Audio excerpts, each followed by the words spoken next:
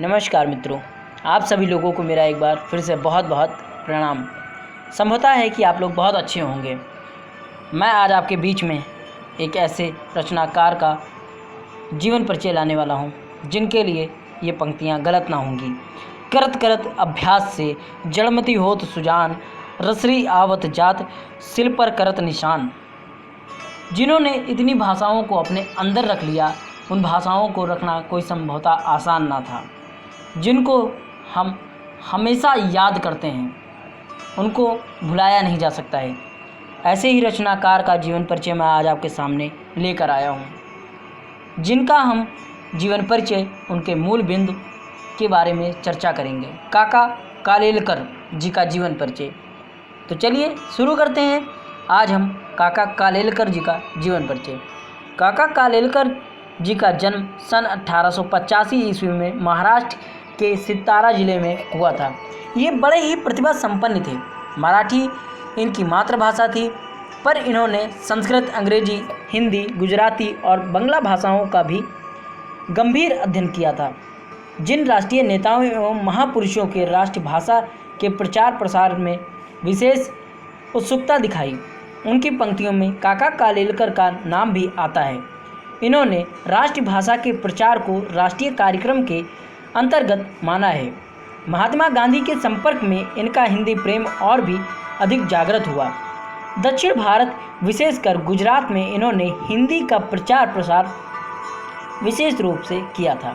प्राचीन भारतीय संस्कृति, नीति, इतिहास, भूगोल आदि के साथ ही इन्होंने यूनानी समस्याओं पर भी अपनी सशक्त लेखनी चलाई है। इन्होंने शांति निकेतन में अध्यापक, साबरमती आश्रम में प्रधानाचार्य और बड़ौदा में राष्ट्रीय शाला के आचार्य के पद पर भी कार्य किया। गांधी जी की मृत्यु के पश्चात इनकी स्मृति में निर्मित गांधी संग्रहालय के प्रथम संचालक यही थे। स्वतंत्रता सेनानी होने के कारण अनेक बार जेल भी गए। संविधान सभा के सदस्य भी रहे। सन 1952 से सन 1957 ईस्वी तक राज्यसभा के सदस्य रहे तथा अनेक आयोगों के अध्यक्ष रहे। भारत सरकार ने पद्म भूषण, राष्ट्रीय भाषा प्रचार समिति ने गांधी पुरस्कार से काका कालेलकर जी का सम्मान किया और उन्हें कई बार सम्मानित भी किया। ये रविन्द्रनाथ टैगोर एवं पुरुषोत्तम दास टंडन के भी संपर्क में थे। इनके अगर हम निधन की बात करते हैं तो इनका निधन 21 अगस्त 1981 ईस्वी को हो गया था। मैंने कहा था ना आपसे कि करत करत अभ्यास से जड़मति होत सुजान, रसरी आवत जात सिल पर करत निशान। ये पंक्ति देखने में और सुनने में बहुत ही आसान है, लेकिन इतनी आसान है नहीं, क्योंकि इतनी भाषाओं का ज्ञान होना, अपने राष्ट्र के लिए अपने आप को समर्पित कर देना, कई बार जेल जाना, ये इनके जीवन के ऐसे गुण थे जिनको हम अपने अंदर अगर विद्यमान करते हैं तो यह हमारे लिए बहुत ही एक प्रतिभा का हमारे अंदर जागृत करेगा। तो चलिए इनके हम साहित्य की बात करते हैं कि इनका साहित्य किस प्रकार का था और इन्होंने कौन कौन सी रचनाओं का भी लिखा था।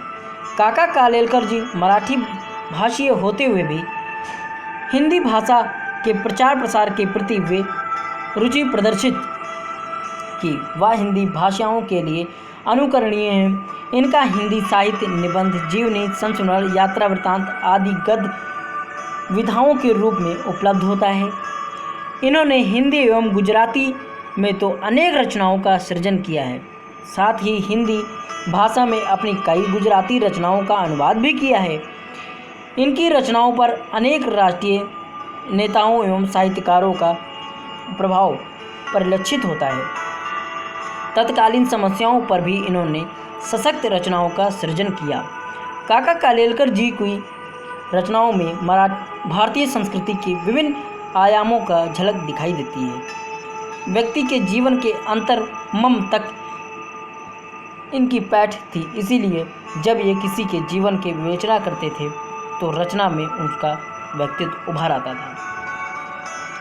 ये कहा जा सकता है कि जब हम किसी की रचना को पढ़ते हैं या उसके बारे में जानने की इच्छा करते हैं, तो जब तक हम उसमें डूबते नहीं हैं तब तक हमें पता नहीं चलता है। ऐसे ही थे हमारे रचनाकार काका कालेलकर जी। इनके हम रचनाओं की बात करें, निबंध संग्रह, जीवन काव्य, जीवन साहित्य, सर्वोदय, यात्रा वृत्तांत, हिमालय प्रवास यात्रा, ठस पार के पड़ोसी एवं लोक माता। संस्मरण की बात करें, बाबू की झांकियाँ, आत्मचरित्र की अगर हम बात करते हैं, जीवन की लीला एवं धर्मोदय। इनमें काका साहब के यथार्थ जीवन की झांकी है।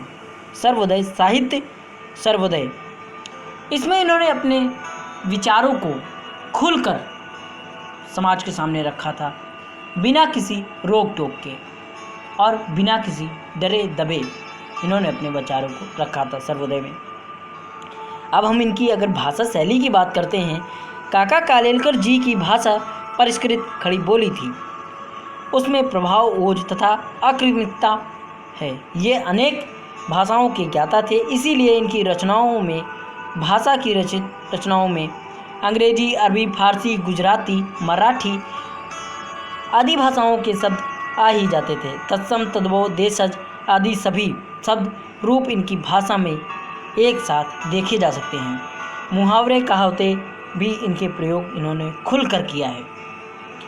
अगर हम इनकी शैली की बात करें कि किस प्रकार की इन्होंने शैली को अपनाया था, तो इन्होंने विचारात्मक शैली, वर्णनात्मक शैली, आत्मकथात्मक शैली, व्यंग्यात्मक शैली, चित्रात्मक शैली, व्यंग्यात्मक शैली आदि शैलियों को अपनी रचनाओं में अपनाया था।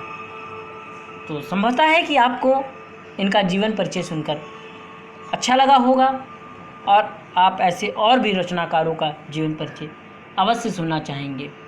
हिंदी जगत को हमेशा ही याद रखने वाले और हिंदी जगत में अपना नाम कुछ अपने जीवन काल में छोड़ जाने वाले और हमेशा हमेशा के लिए हिंदी जगत को एक मजबूती दिलाने वाले ऐसे कलाकारों को, ऐसे साहित्यकारों को हम कभी भी नहीं भूलें।